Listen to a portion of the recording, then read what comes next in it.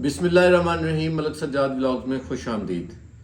आप जितनी भी वीडियोस यूट्यूब पे देखते हैं, हर कंसल्टेंट ये बताता है कि जी वीज़ा लगेगा, तो वीज़ा लगने के बाद आपने क्या करना है, वहाँ जाके जॉब कैसे लेनी है, बिज़नेस कैसे करना है, वीज़ा हासिल कैसे करना है, और इससे रिलेटेड बहुत सारी इन्फॉर्मेशन आपको मिलती हैं। लेकिन कभी भी आपको किसी भी यूट्यूब चैनल पे ये इन्फॉर्मेशन मेरा ख्याल है ना होने के बराबर मिलेगी कि कोई साहब आपको ये बताएं कि भाई अगर आपका वीज़ा रिजेक्ट हो गया है तो आपको क्या करना चाहिए। यानी वीज़ा रिजेक्शन के बाद जो है, ज़ाहिर सी बात है, जब किसी का वीज़ा रिजेक्ट होता है तो वो एकदम बहुत ज़्यादा परेशान हो जाता है इंसान। तो उसको उस सूरत में क्या करना चाहिए अगर मेरा या खुदा ना करे किसी दोस्त का वीज़ा रिजेक्ट हो जाए। इस सिलसिले में 3-4 चीज़ें मैं आपको बड़ी अहम जो है वो मज़े की बताने लगा हूँ।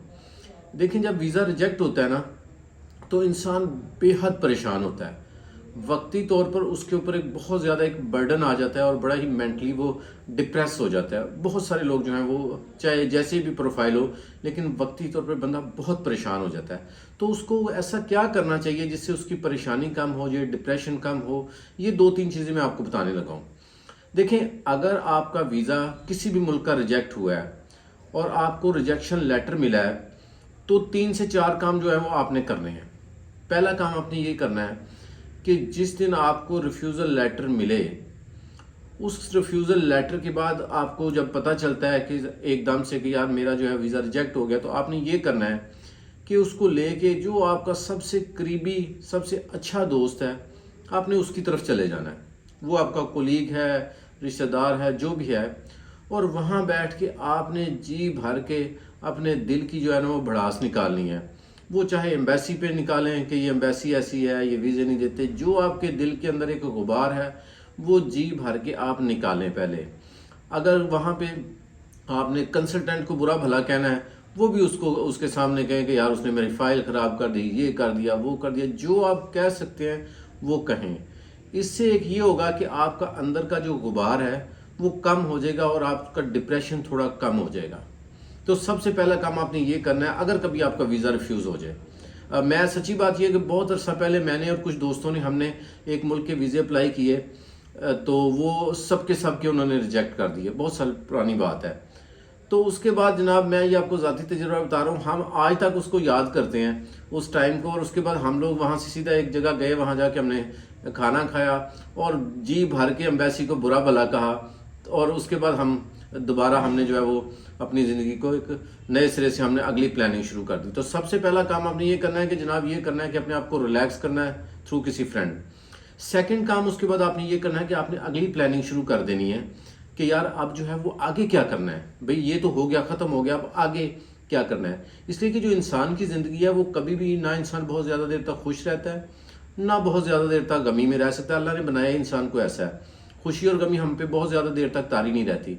तो नेक्स्ट प्लान करना है कि नेक्स्ट प्लानिंग क्या है कि भाई नेक्स्ट मुझे कहाँ जाना चाहिए, क्या करना चाहिए। उसके लिए बेहतर तो ये है कि अगर कोई एशियन मुल्क, वो मुल्क जो आसानी से आपको वीज़ा दे रहा हो, कोशिश करें, अगर अल्लाह ने तौफीक दिया है तो किसी भी मुल्क का जो है वो वीज़ा लगवा के 5-7 दिन के लिए आप बाहर का विज़िट कर रहे हैं।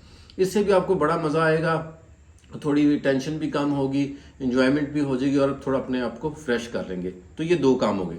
तीसरा काम इसके अलावा जो है वो ये है कि आपने एक प्लानिंग ये करनी है कि ये होमवर्क शुरू कर देना है कि भैया अब जो है मैंने 4 महीने के बाद जो है वो वीज़े जो है वो अप्लाई करना है। तो मेरा ये जो वीज़ा रिफ्यूज़ हुआ इसमें मेरी खामियां क्या हैं, तो उन खामियों को आपने चेक करना है और उन खामियों को दूर करने की कोशिश करनी है। ज़्यादातर लोगों की खामियां जो आती हैं उसमें स्टेटमेंट्स जो हैं वो बहुत ज़्यादा अहम डॉक्यूमेंट होता है। मेरे पास बेशुमार लोग आते हैं जो कहते हैं जी हमारा डॉक्यूमेंट्स, हमारी फाइल बहुत स्ट्रांग है, आप एक बार देखें। और जब मैं देखता हूं तो 2 पेज की स्टेटमेंट होती है, लेकिन उनको नहीं पता होता बेचारों को, या किसी कंसल्टेंट ने नहीं बताया होता कि स्टेटमेंट कितनी होनी चाहिए। तो स्टेटमेंट की ट्रांजैक्शन जो है वो ज़्यादा होनी चाहिए, तो तभी हम उसको स्टेटमेंट मानते हैं। तो आपने ये देखना है कि खामियां क्या है, कोशिश करनी है कि उसके बाद उन खामियों को दूर करें। उसके बाद अगला स्टेप आपने ये करना है कि फिर आपने देखना है कि वीज़ा रेशो जो है वो किस मुल्क की जो है वो अच्छी चल रही है। तो उस मुल्क को आपने आइडेंटिफाई करना है और आइडेंटिफाई करने के बाद उस मुल्क को उसकी अपॉइंटमेंट लेनी है और आपने फिर उसके बाद वहाँ अप्लाई करना है 2-4 महीने की बाद की जो भी अपॉइंटमेंट मिलेगी, और उस दौरान आपने दूसरी वर्किंग अपनी करनी है। इसके बाद एक और बहुत अहम चीज़ है, वो ये है कि आपने ये देखना है कि अगर इंडिविजुअल आपका वीज़ा नहीं लग रहा तो कोशिश करें किसी फैमिली एंड फ्रेंड्स ग्रुप के साथ, चाहे वो किसी कंपनी का ग्रुप जा रहा है या आपके दोस्तों का ग्रुप जा रहा है, 2 4 5 लोगों का ग्रुप बना के वीज़ा अप्लाई करें। तो अगर आपका वीज़ा इंडिविजुअल नहीं लग रहा तो फिर सबसे बेस्ट तरीक़ेकार यही है जो मैंने आपको बताया कि आप किसी ग्रुप के साथ अप्लाई जो है वीज़ा करें। ग्रुप के साथ वीज़ा लगने में जो है वो काफ़ी हद तक आसानी होती है। नहीं, ये गलत हो गया, काट दो ये, रोक के, ये चलती रहे, नया शुरू कर लेते हैं। चलते रहने दें।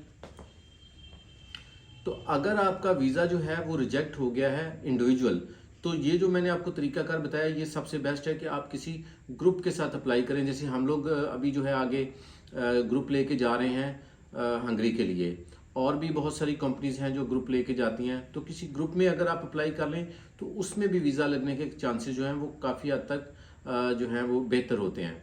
तो ये 4-5 तरीके जो मैंने आपको बताया, ये अगर आप करेंगे तो इंशाल्लाह ताला एक तो आप टेंशन फ्री हो जाएंगे, दूसरा ये कि वीज़ा लगने के चांसेस भी आपको पहले से ज़्यादा जो हैं वो मुयस्सर आएंगे।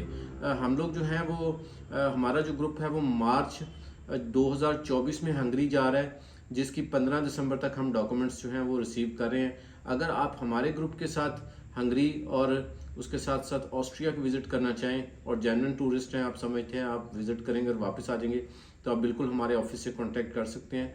और इंडिविजुअल भी हम कंसल्टेंसी प्रोवाइड करेंगे, और ग्रुप में भी अगर जाना चाहें तो उसके लिए भी इंशाल्लाह ताला हम आप जो भी अपनी सर्विसेज हैं वो प्रोवाइड करेंगे। बहुत शुक्रिया, दुआ में याद रखें। अल्लाह हाफिज़।